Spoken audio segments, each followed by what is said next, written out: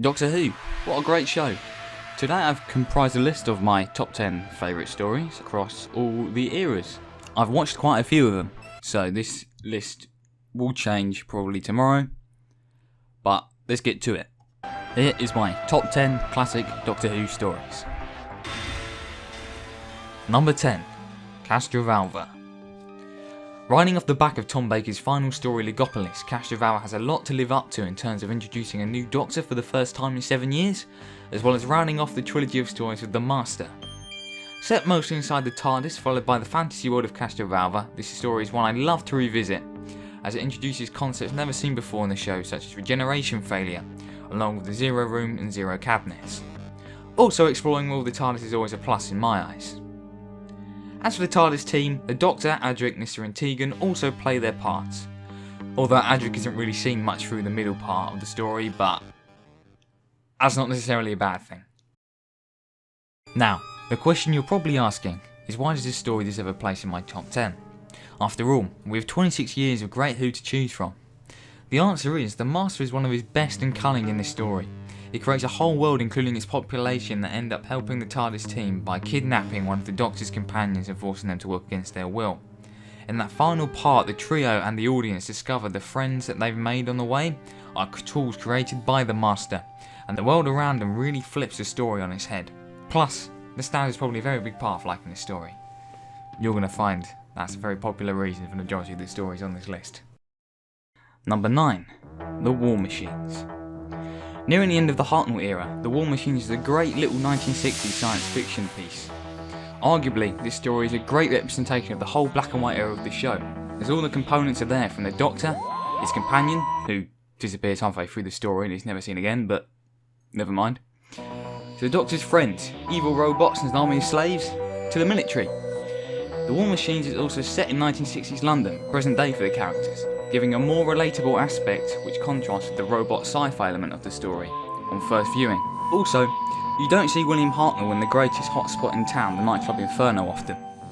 This story also introduces new companions, Ben and Polly, who play great roles in assisting the Doctor through the story and will continue to carry on to become the second Doctor's companions in the following season. The design of the War Machine themselves, in my opinion, are great.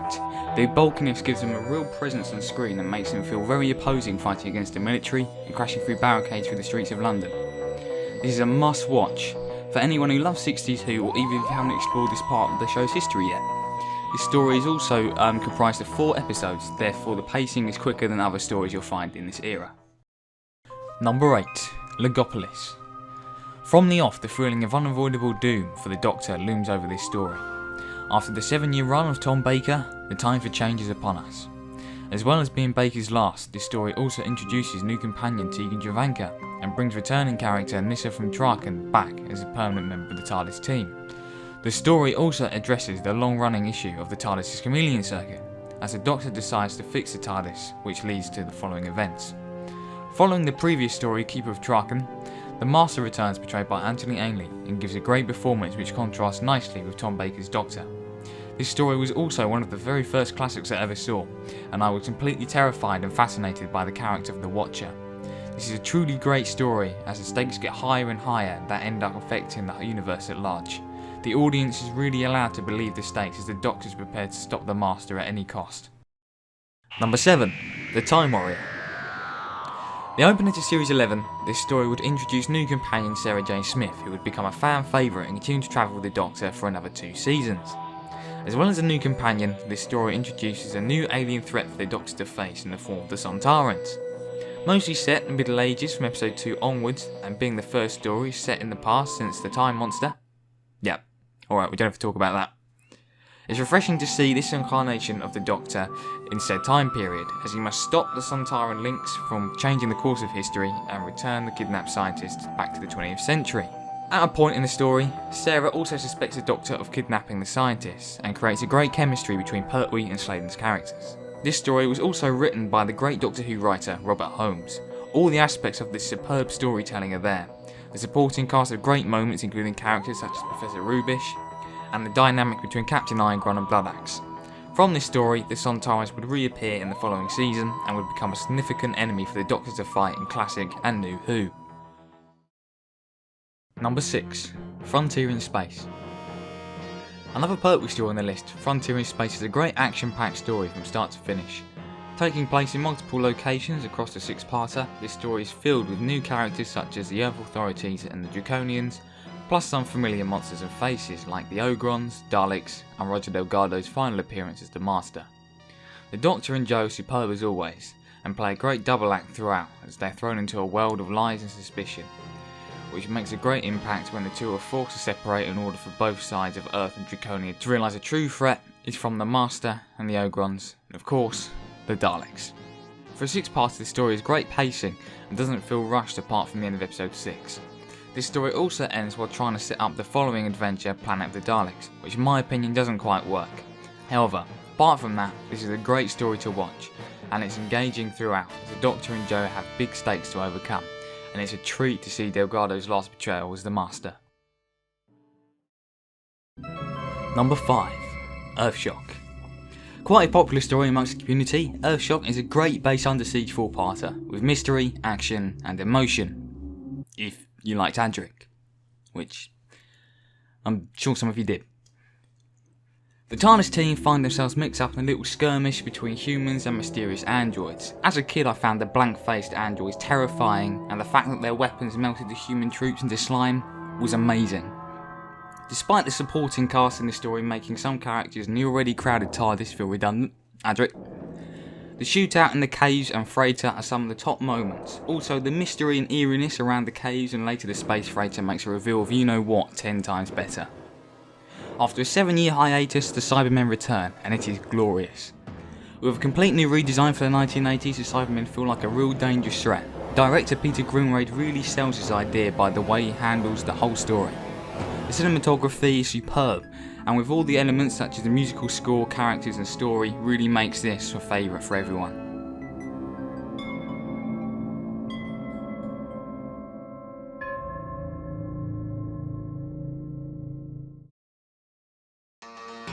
Number 4.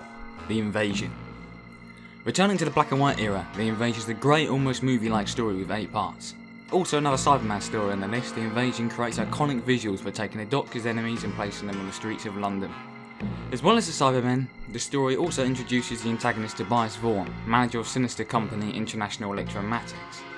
The scene between Vaughan and the Doctor are great throughout and really remind me of a Bond-type villain which would be a more common occurrence in the Jon Pertwee era. As well as the third Doctor-type villain, this is also the first story to feature UNIT, which assists the Doctor and Jamie throughout the story. The dynamic between the second Doctor and the Brigadier is great to watch, and of course, it's completely different to the relationship with the third Doctor.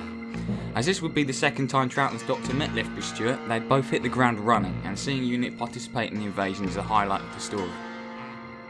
Not to mention the dynamic between Kevin Stoney's Tobias Vaughan and Peter Halliday's Pekka is phenomenal. The evil villain and psychic double act they both bring to their performances allow for great moments of comic relief as the characters get to some pretty evil stuff throughout the story. Zoe also gets a partner to team up with the character of Isabel Watkins, and with a story of this size the big supporting cast works, and it's great to see the group unite to stop the Cybermen's invasion of Earth towards the latter part of the 8-part epic. Number 3. The Ark in Space. Tom Baker's second outing as the Doctor proves to be a great story. Being the first classic I ever saw, this widened my eyes to a whole hidden history of the show.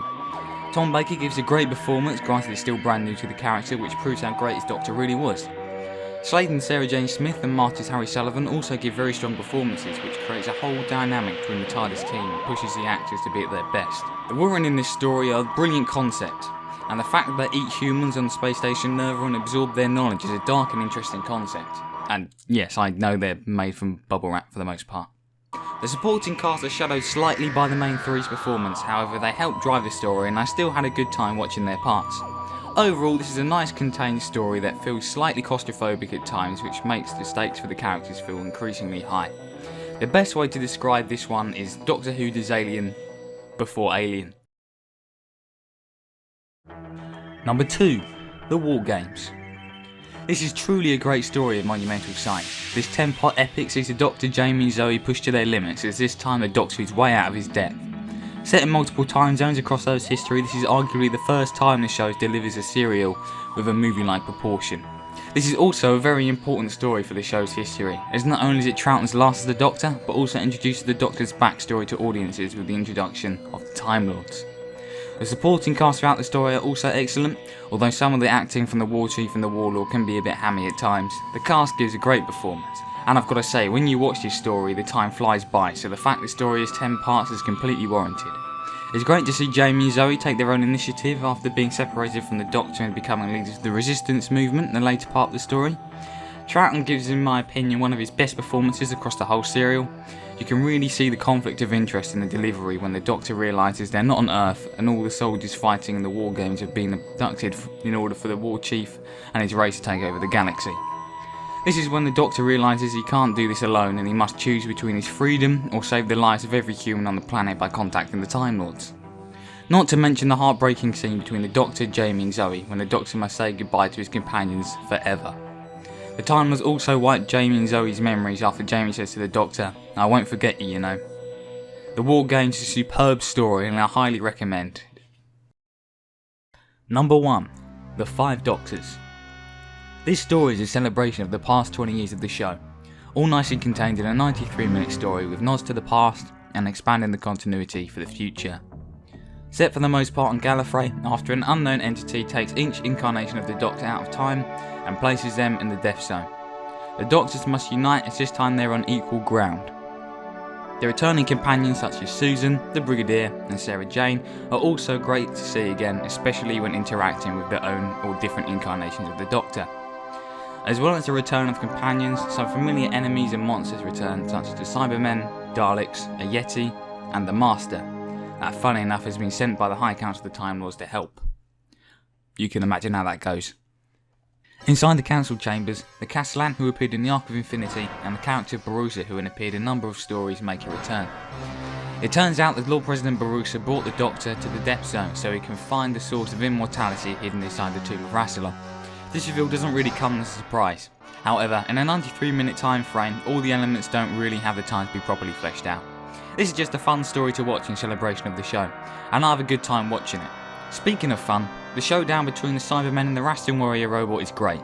Seeing the Cybermen wander around while getting absolutely destroyed is a slight disservice, but it makes for some good action. Plus, I still don't know if the Cyber Leader throwing up was scripted or not.